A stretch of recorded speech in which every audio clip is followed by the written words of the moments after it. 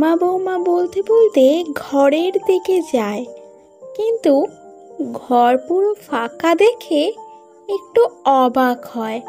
এদিক ওদিক খোঁজাখুঁজি করার পরও সে বৌমার টিকটিকিও দেখতে পেল না। এ কি, ছোট বৌমা কোথায় গেল?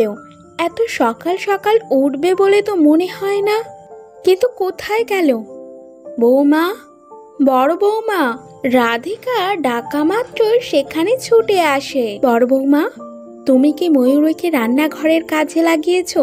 আমি না তোমাকে কত করে বলেছি। না না না মা, ময়ূরী তো রান্নাঘরে নেই। রান্নাঘরে নেই মানে? তাহলে কোথায় গেল মেয়েটা? তোমাকে কত করে বলেছি ময়ূরের আশেপাশে থাকবে, সেবা যত্ন করবে, তা না করে তুমি। এখন আমি কোথায় খুঁজবো মেয়েটিকে? ছোট তো বাড়িতেই ছিল, সকালে আমি চা দিয়ে গেলাম, এর মধ্যে কোথায় গেল? মা, তুমি বরং এক কাজ করো, তুমি ময়ূরীর বাড়ি যাও, হয়তো ময়ূরী বাড়ি গেছে। বৃদ্ধা বড় বৌমার কথায় একমত। না, বড় বৌমা ভুল কিছু বলতে জমিদার মশাই ময়ূরীকে আসতে দেখে একটু আশ্চর্য হয়। কি মা, তুই কাঁদছিস কেন? তোর কি হয়েছে আমায় বল। নিশ্চয়ই রামুর বাড়িতে থাকতে তোর অসুবিধে হচ্ছে, তাই না মা? না বাবা, রামু বাবুর পরিবার তো সত্যি খুব ভালো, কিন্তু বাবা সমস্যাটি হলো গরু আর গোবরের গন্ধ। তাই আমি ওই গন্ধে থাকতে না পেরে চলে এসেছি।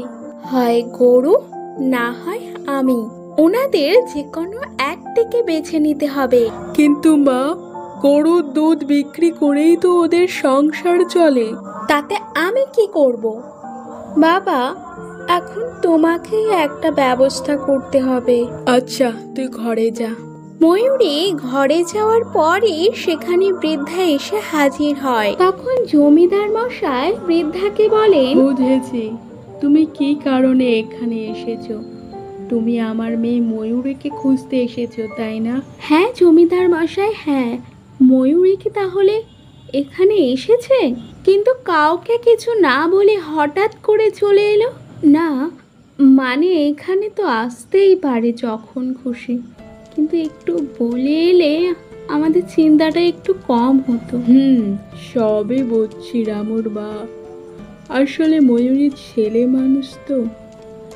আসলে ময়ূরী তোমাদের ঘরে থাকা গরু আর গোবরের গন্ধ সহ্য করতে না পেরেই এখানে চলে এসেছে। তাই আমি ঠিক করেছি আমার মেয়ে ময়ূরীর জন্য একটা বড় বাংলো বাড়ি তোমাদের দিতে চাই। না না, আমি তোমাদের জোর করছি না, তোমরা যদি রাজি থাকো তাহলেই। এছাড়া আরো একটি উপায় আছে, তোমরা যদি গরুগুলো বিক্রি করে দাও তাহলে আমার মেয়ে আবারও তোমাদের বাড়ি ফিরে যাবে, নয়তো নয়। না না জমিদার মশাই, আমরা আপনার প্রস্তাবে রাজি আছি। তাছাড়া আমরা যদি গরুগুলো বিক্রি করে দিই তাহলে আমাদের সংসার চলবেই বা কিভাবে? আমরা আপনার শর্তে একেবারে রাজি আছি। জমিদার বাড়ি থেকে বৃদ্ধা ফিরে রামু এবং তার বড় বৌমাকে জমিদারের প্রস্তাবের কথা বলেন।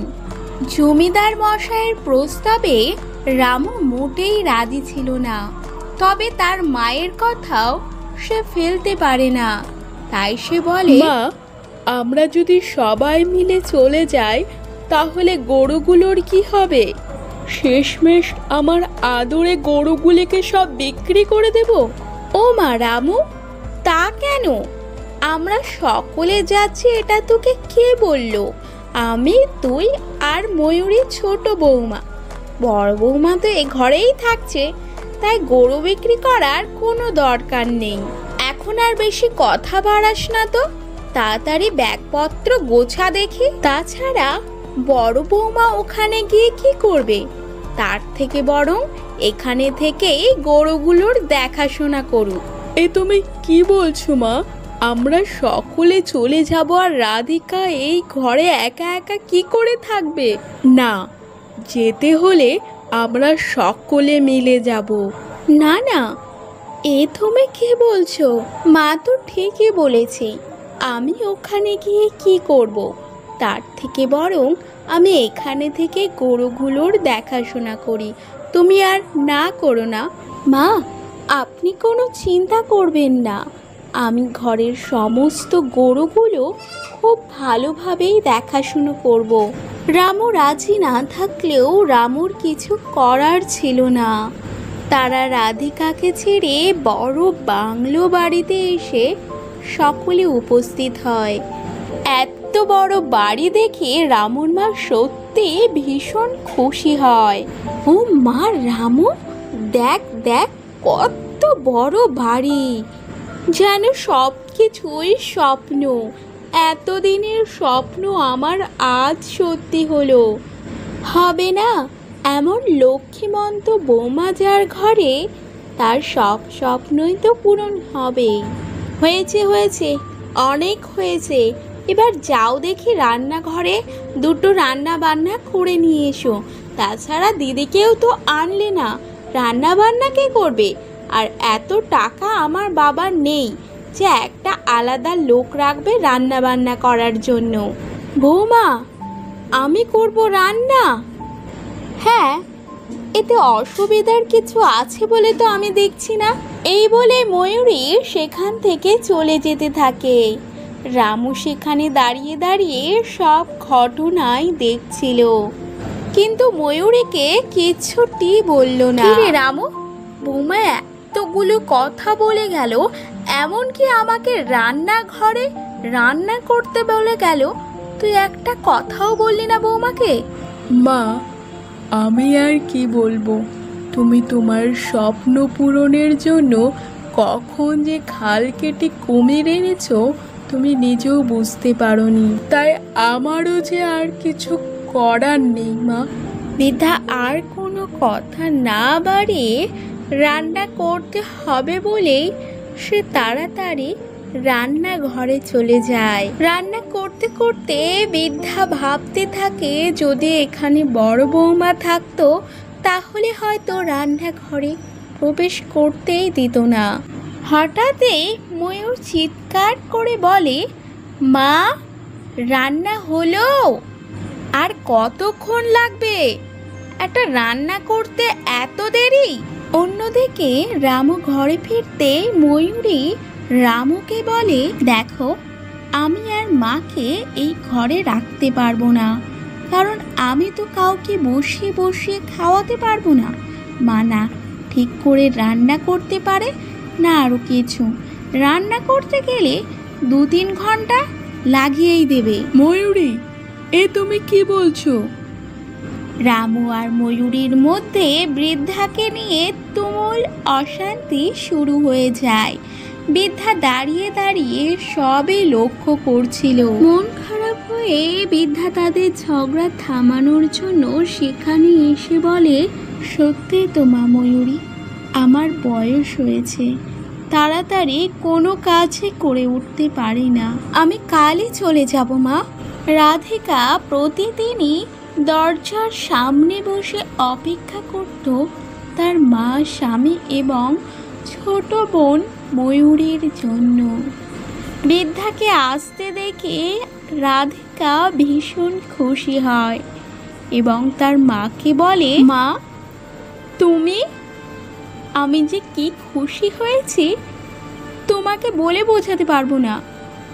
বাকিরা কই মা? বোন ও কোথায় ওরা সব? আর তুমি একা কেন মা? না, ওরা কেউই আসবে না মা। তোকে আমি অলক্ষ্যে ভেবে কত অপমান না করেছি, তুই আমায় ক্ষমা করে দে মা। মারে, আজ থেকে আমি তোর সঙ্গেই একসঙ্গে থাকবো।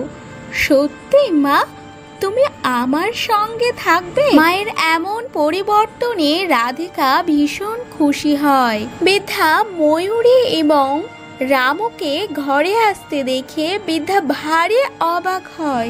এ কি, তোমরা এখানে কি করতে এসেছো? মা, আমাদের ভুল বোঝো না, আসলে তোমার এই ভুল ভাঙানোর জন্য ময়ূরী এই নাটকটি করেছে। ময়ূরী খুবই ভালো মেয়ে মা। ময়ূরী কখনই চাইতো না রাধিকা তার থেকে আলাদা হয়ে যাক। মা, আপনাকে আঘাত করা আমার উদ্দেশ্য ছিল না। আসলে দিদির প্রতি অমন ব্যবহার আমি সহ্য করতে পারিনি, তাই আমাকে ক্ষমা করে দিও মা। আমরা কি আবার এই ছোট্ট কুটিরেই সুখে শান্তিতে বসবাস করতে পারি না মা? হ্যাঁ হ্যাঁ, কেন নয়। আর তুমি কেন ক্ষমা চাইছো মা? ভুলটা তো আমারই ছিল। তোমরা আমার চোখ খুলে দিয়েছো বাবা।